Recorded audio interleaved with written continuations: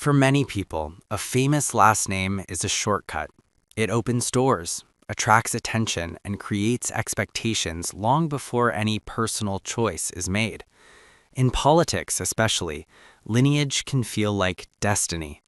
When someone is born into a family tied to power, leadership, and history, the assumption is simple: they will follow the same road. Tatiana Schlossberg was born into exactly that kind of expectation. As the granddaughter of President John F. Kennedy, she inherited one of the most recognizable names in American history. The Kennedy legacy is deeply intertwined with politics, public service, and national identity. For decades, the family name has carried not only prestige, but pressure. Pressure to lead, to serve publicly, and to remain visible. Yet Tatiana Schlossberg did something unexpected. She stepped away from the traditional Kennedy path and chose a quieter, less public, but deeply intentional direction. Her story is not about rebellion or rejection. It is about choice. From an early age, Tatiana grew up surrounded by history. She was raised in an environment where public life was normal, where conversations often revolved around national issues, and where the line between private and public was thin. But unlike many who grow up in such environments, she did not rush toward the spotlight. Instead, she showed an early interest in understanding the world rather than leading it from a podium. Her academic journey reflected that mindset. Tatiana attended Yale University, a place known for producing political leaders, diplomats, and policymakers. But rather than preparing for a campaign trail or a courtroom, she focused on environmental issues, sustainability, and the long-term impact of human behavior on the planet. This choice alone set her apart. Environmental studies are not glamorous. They don't promise instant recognition. They demand patience, research, and a willingness to confront uncomfortable truths. For someone with access to far more visible paths, choosing this field suggested a different set of values. After completing her education, Tatiana Schlossberg faced a crossroads. With her background, politics was an obvious option. She could have worked on campaigns, joined policy think tanks, or positioned herself for a future run for office. Many assumed she eventually would, but she didn't. Instead, she chose journalism. This decision mattered. Journalism is influence without authority. It shapes conversations without controlling outcomes. It exposes problems without promising easy solutions. And for someone born into power, choosing journalism over politics is a deliberate step away from control. Tatiana became a journalist focusing largely on environmental reporting. Her work appeared in respected publications where she wrote about climate change, consumer behavior, and the environmental cost of modern lifestyles.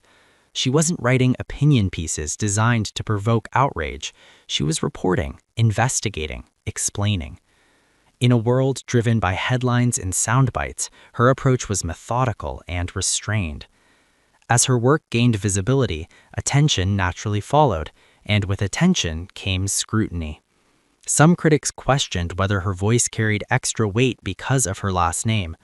Others argued that her background made it easier for her to access platforms and audiences that might be closed to less connected journalists. There were also criticisms aimed at the substance of her work. Writing about environmental responsibility while coming from a privileged background sparked debate. Some accused her of being disconnected from the realities of everyday people. The criticism raised a broader question that goes beyond Tatiana Schlossberg herself. Can someone born into privilege speak credibly about systemic problems? Tatiana did not respond with defensive statements or public confrontations. She did not try to redefine her image or distance herself from her background.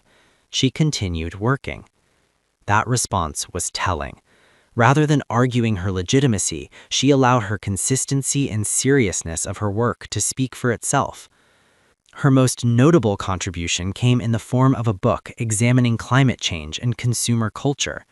The book explored how everyday habits, mass consumption, and convenience-driven lifestyles contribute to environmental degradation.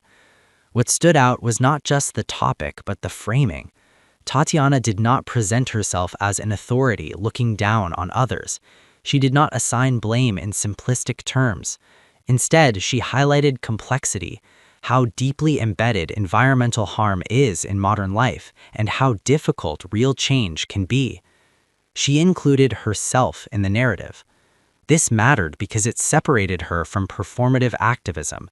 She wasn't positioning herself as a savior or a spokesperson for a movement.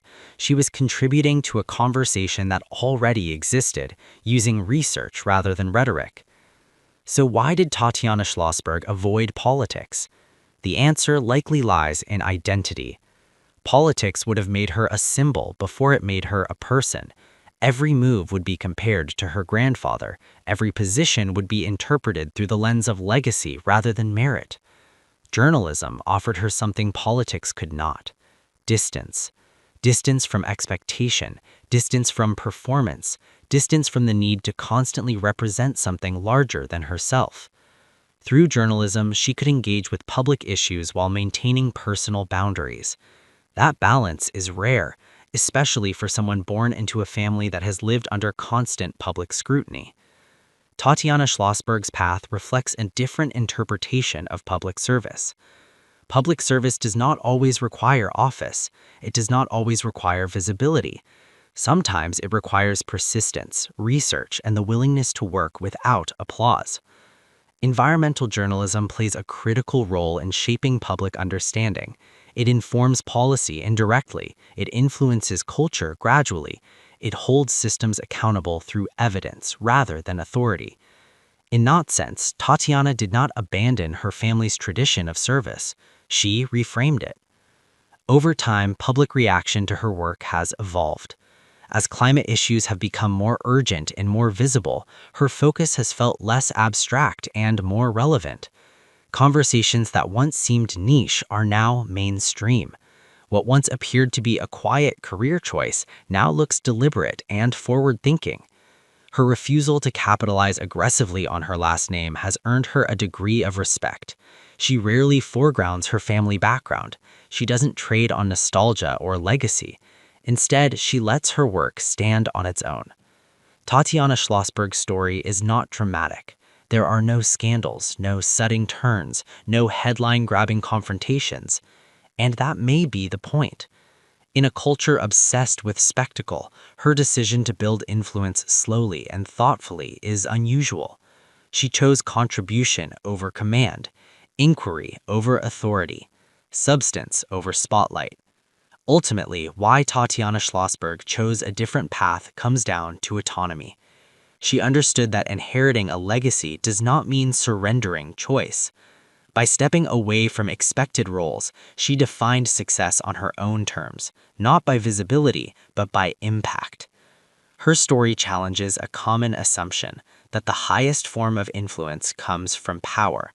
Sometimes influence comes from restraint, and sometimes the most meaningful paths are the ones that attract the least noise.